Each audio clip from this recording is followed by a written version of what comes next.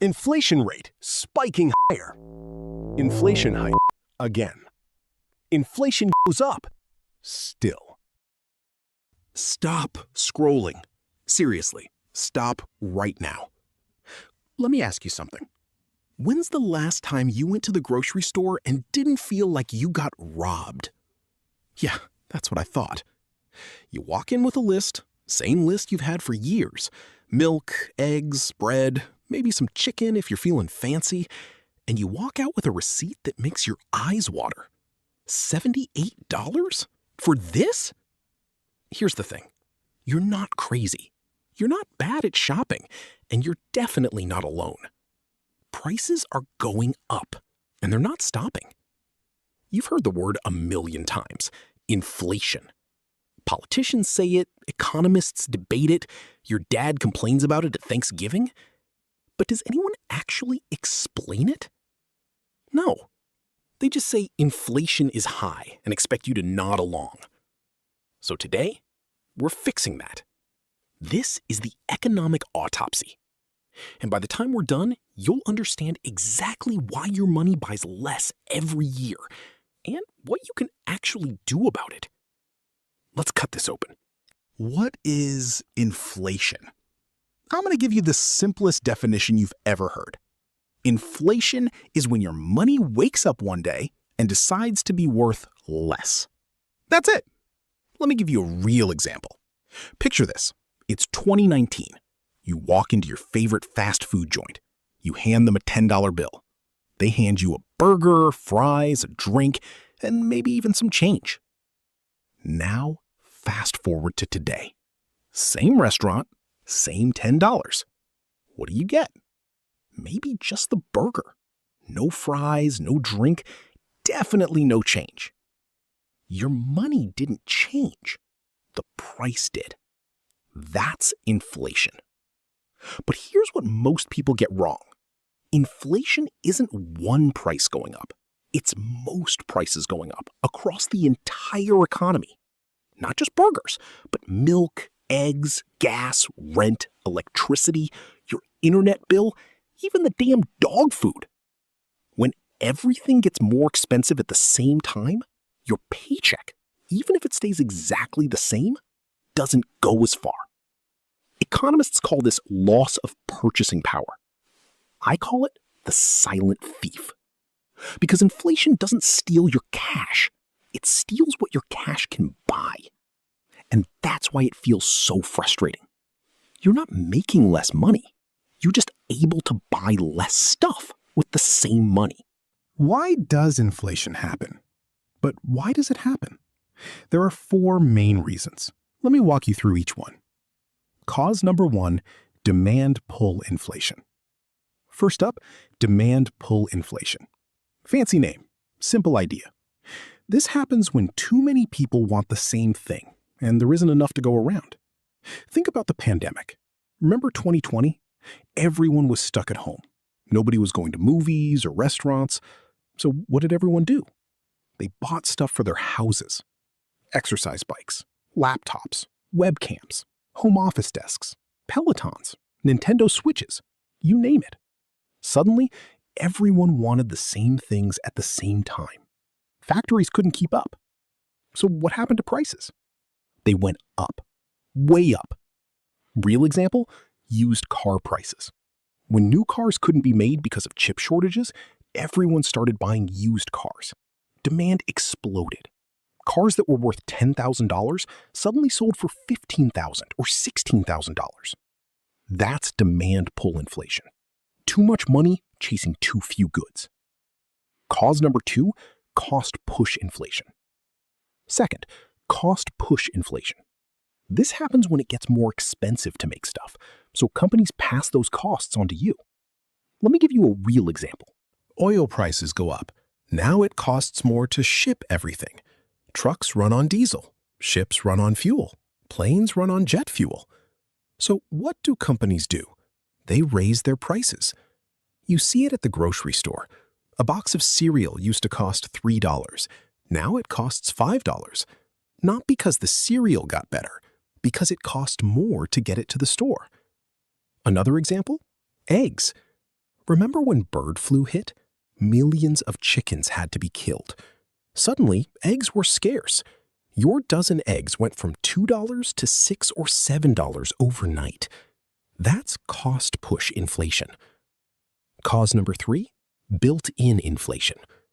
Third, built-in inflation. This one's a cycle, and it's tricky. Here's how it works. Prices go up. Workers say, hey, I can't afford to live anymore. I need a raise. So companies give raises. That's fair, right?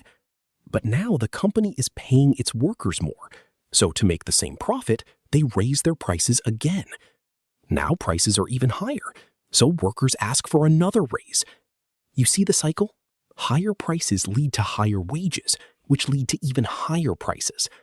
Economists call this the wage price spiral. Real example?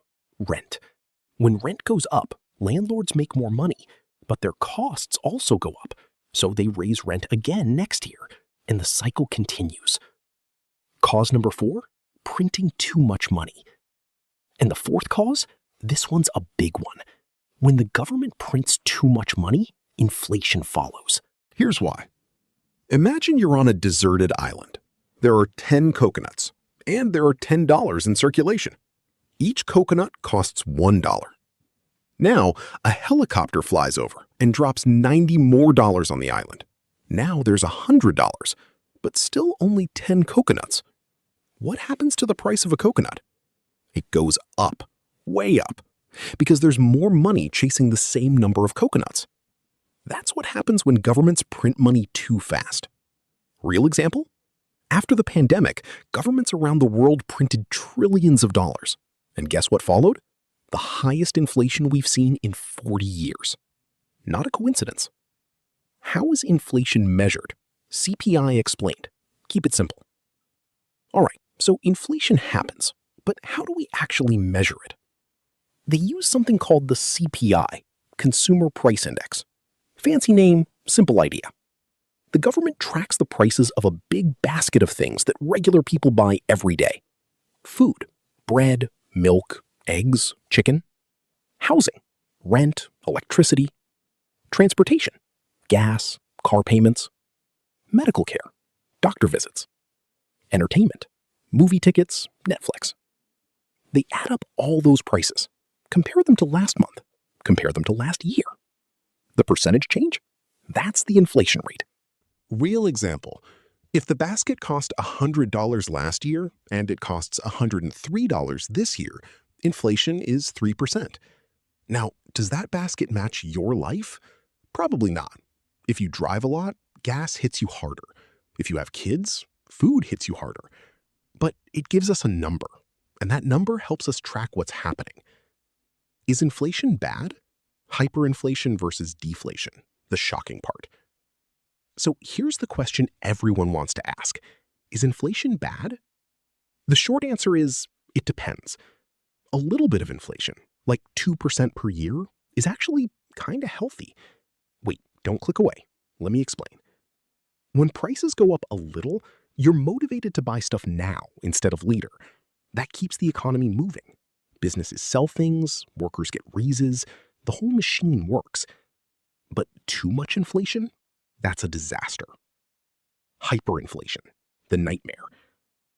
Hyperinflation is when prices go up so fast that money becomes almost worthless.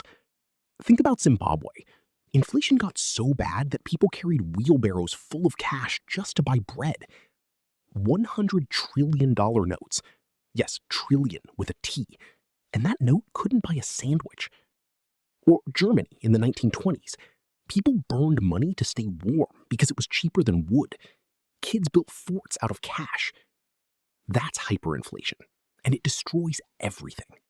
Deflation, the opposite problem. What about the opposite? What if prices dropped? Wouldn't that be great? Actually, no. That's called deflation, and it's also dangerous. If you know prices will be lower next month, why buy anything today? You'd wait. And if everyone waits, businesses close, people lose jobs, and the economy crashes. Japan had this for decades. They call it the lost decade. Actually, it was more like 2 lost decades. So, a little inflation? Fine. Too much? Dangerous. Deflation? Also dangerous. The sweet spot is around 2%. Not too hot, not too cold. How to control inflation. Monetary versus fiscal policy. Make it clear. All right, so how do they actually control inflation? There are 2 main tools, monetary policy and fiscal policy. Let me break them down. Monetary policy, the Fed's job. First, monetary policy. That's the job of the Federal Reserve, the Fed for short. Their main tool? Interest rates. When inflation is too high, the Fed raises interest rates. Here's what that means for you. Credit cards get more expensive. Car loans get more expensive. Mortgages get more expensive. Business loans get more expensive. When borrowing costs more, people borrow less. They spend less. Demand goes down. Prices stop rising. Real example. In 2022 and 2023, the Fed raised rates 11 times, from nearly 0 to over 5%. Inflation came down from 9% to around 3%. It worked, but it hurt. Quantitative tightening, the other tool.